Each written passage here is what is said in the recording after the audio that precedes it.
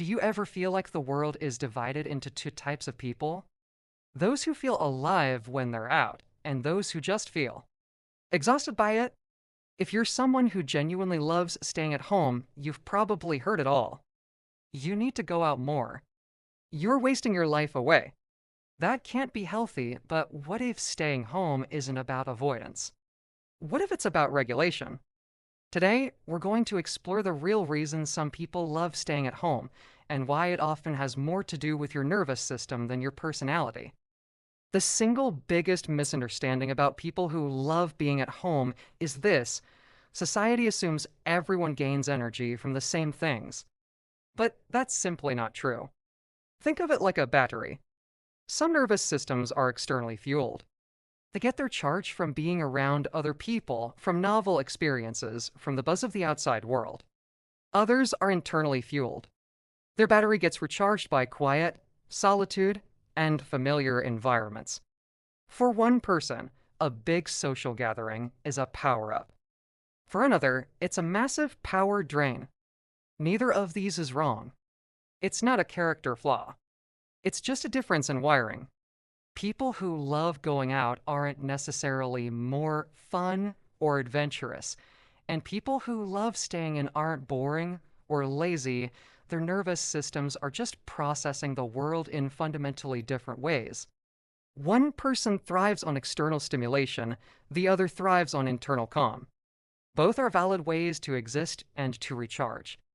It is about understanding which system you have and honoring its needs instead of trying to force it to be something it is not. So, let's talk about the nervous system's role in all of this.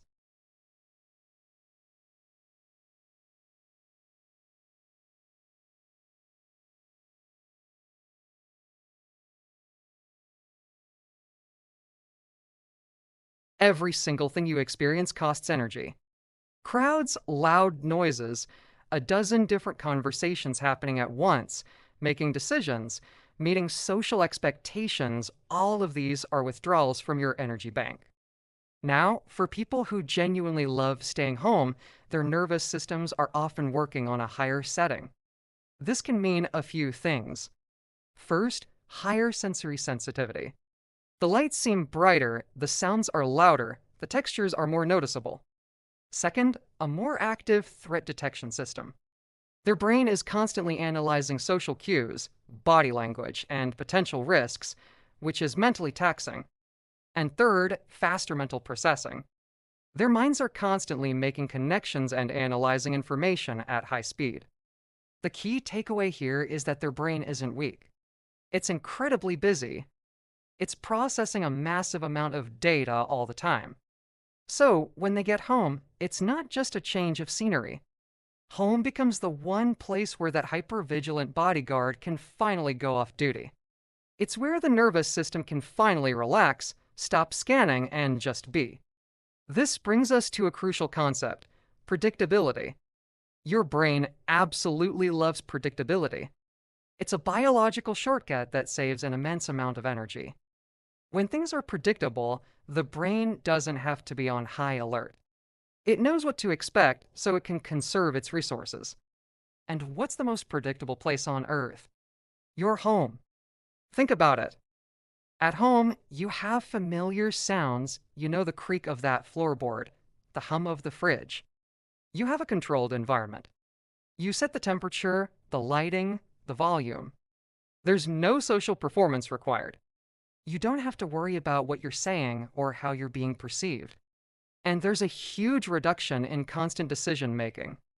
You don't have to decide where to go, what to eat from a menu of 50 items, or how to navigate a crowded space. All of this predictability sends a powerful signal to your body to lower its levels of cortisol, the primary stress hormone. So, for many people, coming home isn't just about getting comfortable on the couch.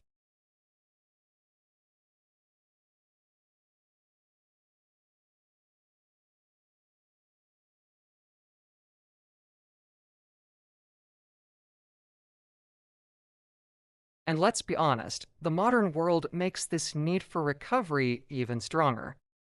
We are living in a hyper-stimulated era. Our phones are a constant stream of notifications, demanding our attention. Social media creates unspoken expectations about what our lives should look like and how we should be spending our time. We're in a state of constant comparison, measuring ourselves against curated versions of everyone else's lives.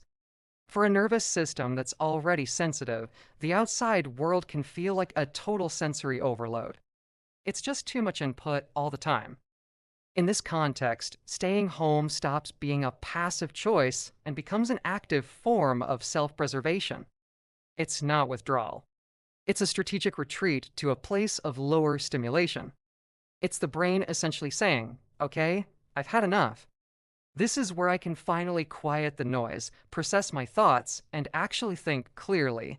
It is a necessary boundary against a world that is constantly trying to pull you in a million different directions.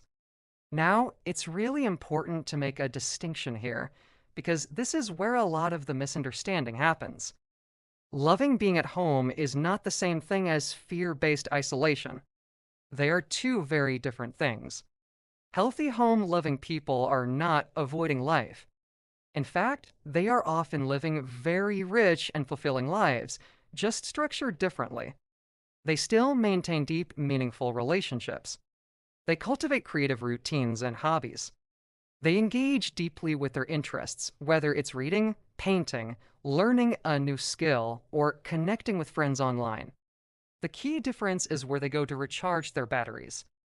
An extrovert might recharge by going to a party, while a home lover recharges so they have the energy for a meaningful one-on-one coffee date later.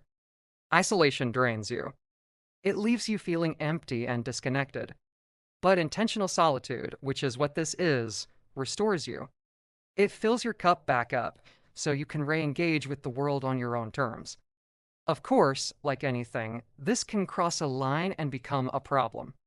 The behavior of staying home only becomes unhealthy when the motivation behind it changes. If you're staying home because of deep-seated fear, crippling anxiety, or a persistent avoidance of necessary life activities, that's a different story. If the thought of leaving your house fills you with dread, if you're canceling plans you actually want to go to because of panic, or if it's interfering with your work, relationships, or basic well-being, that's a signal. It's a sign that something deeper might be going on. If your home starts to feel less like a peaceful refuge and more like a prison you can't escape, that's when it's time to seek support.